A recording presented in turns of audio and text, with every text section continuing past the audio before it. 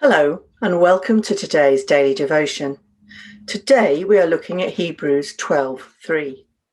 Consider him who endured such opposition from sinners, so that you will not grow weary and lose heart. Now, I'm a bear of a small brain, so I had a look at other translations to help me understand this better, and I settled on the International Children's Bible Version.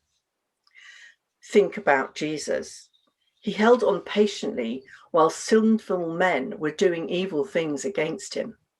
Look at Jesus' example so that you will not get tired and stop trying. So let's have a think together about Jesus and what the passage in Hebrews is saying. Overall, the book of Hebrews describes in detail that Jesus not only fulfills the prophecies and promises of the Old Testament, but also how he is better than anything in the Jewish system of thought. The recipients of this letter knew their scripture, but whether through doubt, persecution, or fake news, they are tempted to desert Christianity and turn back to their former Judaism, which they understand. So just before today's verse in chapter 11, the writer of the letter gives them examples of heroes of faith, the clouds of witnesses, whose victorious lives were enabled by faith. It reads like a Hollywood blockbuster trailer.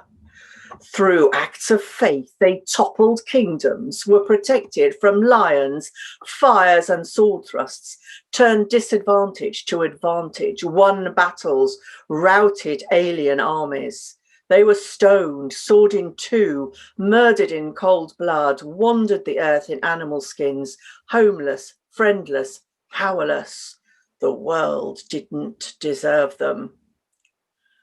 Who?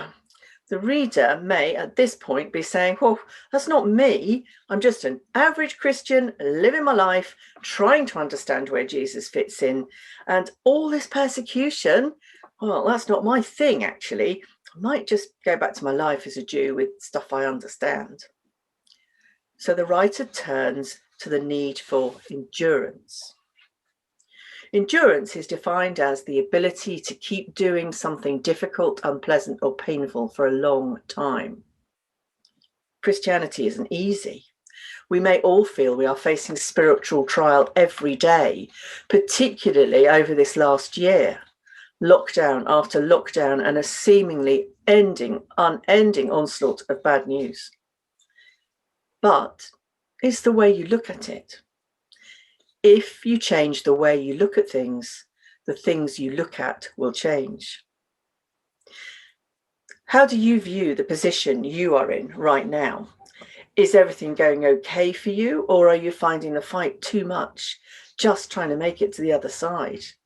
Is that a light at the end of the tunnel, or is that the train approaching?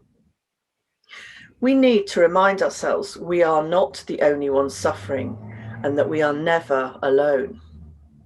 Jesus, once again, stands as our perfect example of not only how to live our lives, but how to endure during the process. Jesus, while going through the worst thing he could ever possibly endure, was more concerned about the welfare of others. In John's Gospel at the Last Supper, Jesus talks to the disciples. He's giving them hope for the future. Do you now believe? Jesus replied. A time is coming, and in fact has come, when you will be scattered, each to your own home. You will leave me all alone. Yet I am not alone, for my Father is with me. I have told you these things so that in me you may have peace. In this world you will have trouble, but take heart, I have overcome the world.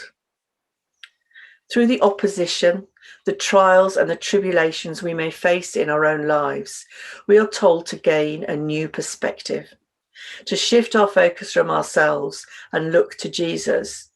In his life and his obedience, he has walked the road before us to show us how to live and walk in accordance with the Father's will, and never get tired, never stop trying, never give up.